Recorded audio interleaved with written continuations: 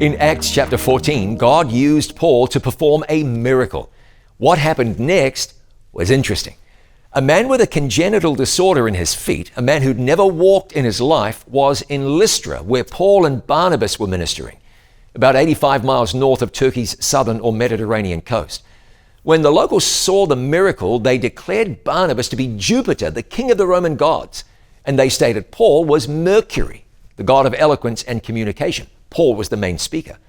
Paul and Barnabas wouldn't have any of it, rightly attributing the miracle to God and saying of God in verse 17, "Nevertheless, he left not himself without witness, in that he did good and gave us rain from heaven and fruitful seasons, filling our hearts with food and gladness."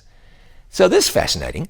Paul told them that what they saw around them in nature was a witness to the Creator God. So when you see the sun shining in the sky, when you see rain falling to water the earth, when crops grow as a result of the soil and the rain and the sun and the air all working together, you're to see in that a witness to the God of heaven.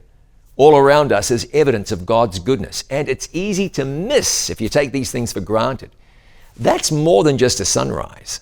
That's God at work to bless your life. Food on the table isn't your good work to stop off at the supermarket and buy food for the family. Instead, it's evidence that God is working to look after you and to provide for you.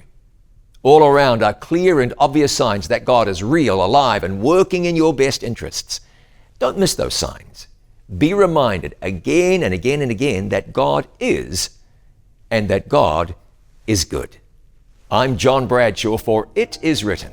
Let's live today by every word.